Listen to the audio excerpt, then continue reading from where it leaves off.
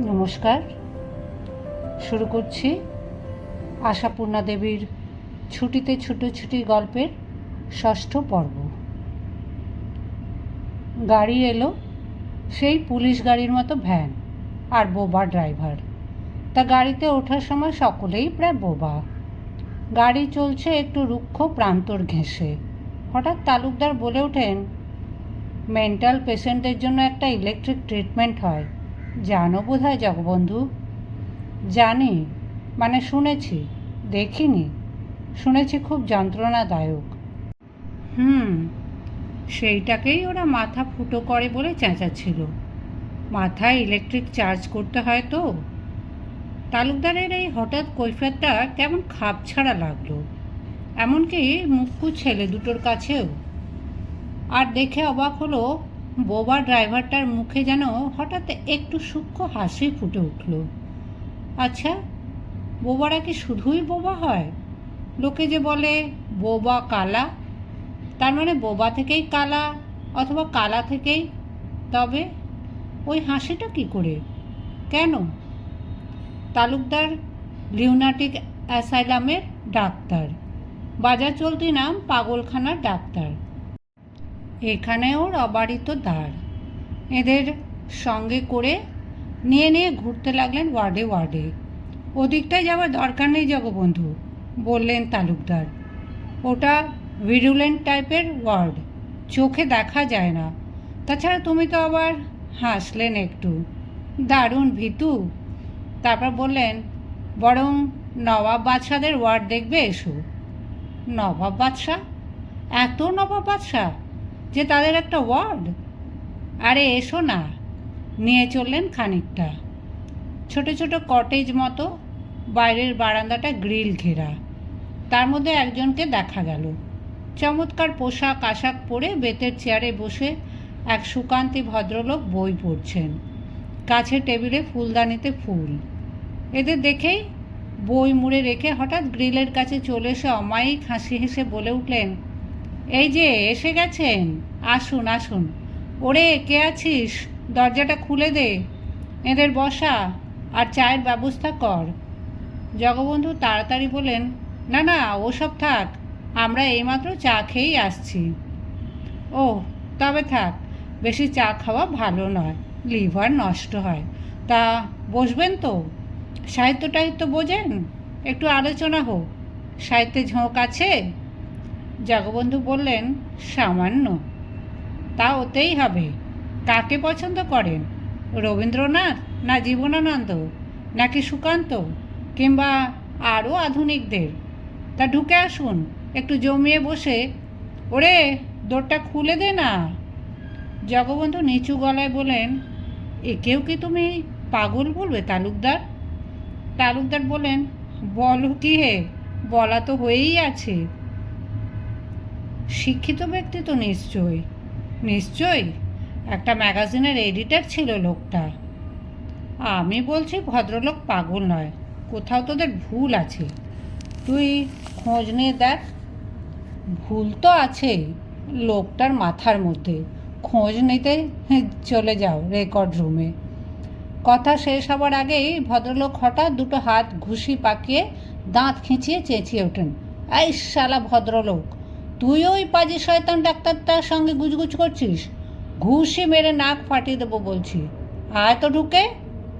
তীর বেগে সেখান থেকে পালিয়ে আসেন জগবন্ধু কোম্পানি, আর পেছনে ছুটে আসেন একটা হা হা হা হা হা হা হাসির শব্দ। ব্যাটা ভয় পেয়েছে, হা হা হা। এরপরেও কি ডাক্তার তালুকদারের প্রতি সন্দেহ রাখা উচিত? বাড়ি ফিরে জগবন্ধু ট্যাপাদের বলেন, কিরে তোদের শখ মিটল একসঙ্গে গাদা গাদা পাগল দেখার?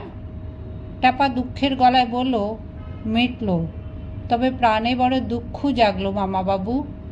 এত বুঝেও সবাইকে সত্যি পাগল মনে হয় না।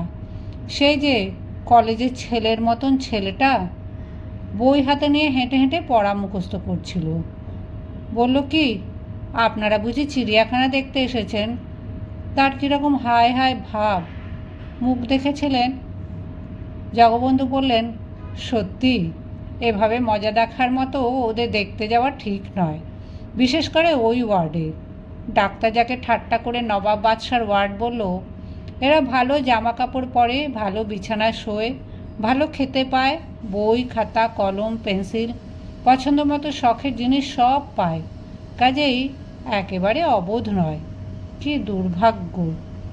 মদনা হঠাৎ বলে ওঠে, আমাদের কেমন হলো জানেন জ্যাঠাবাবু? একটা গপ্পের সেই ভিখিরিটার মতন। গরিব ভিখিরিটা রোজ শিব মন্দিরের দরজায় বসে বর চায়, যাতে তার দুঃখ ঘোচে।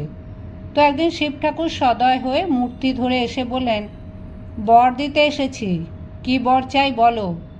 ভিখিরিটা দুম করে বলে বসল, ঠাকুর, একদিন পেট ভরে মুড়ি খেতে চাই, টাটকা তাজা গরম মুড়ি।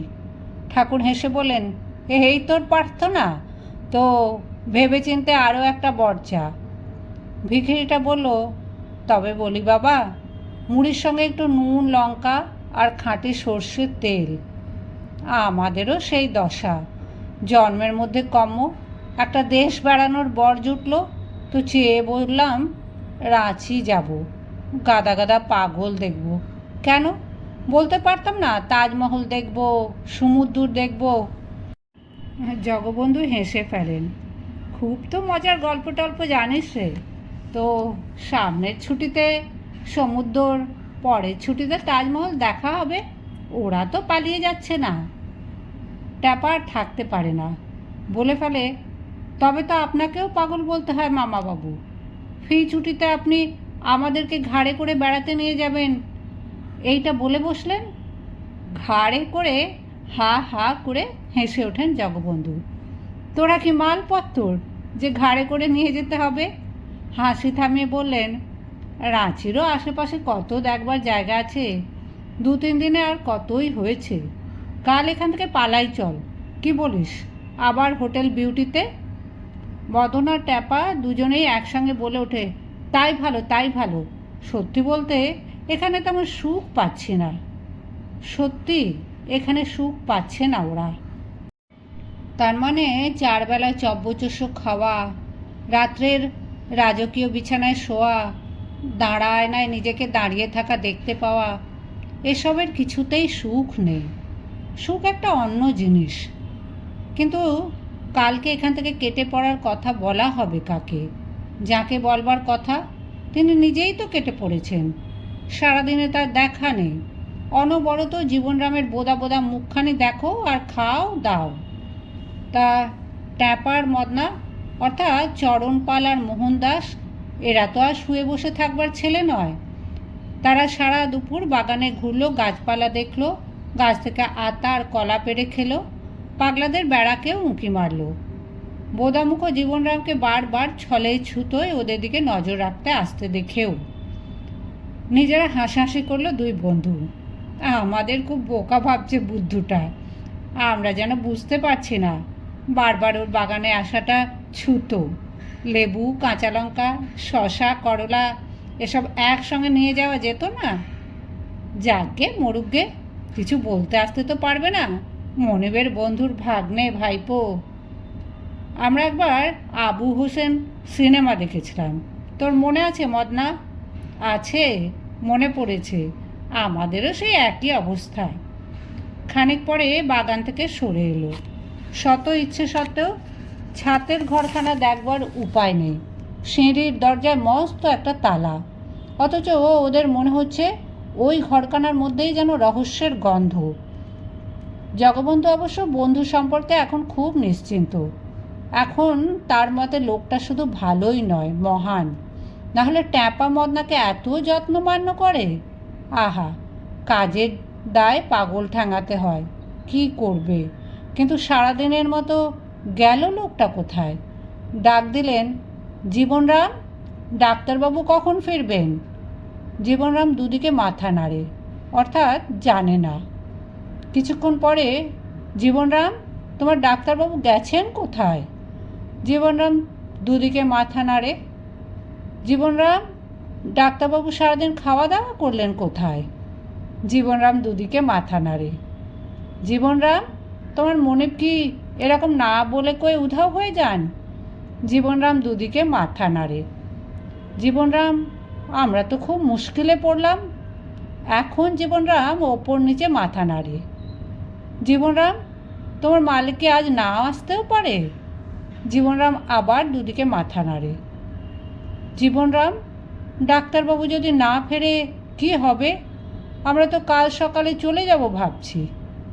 এতক্ষণে জীবনরাম একটি বাক্য বলে, যাওয়া হবে না, আমাদের কাজ আছে।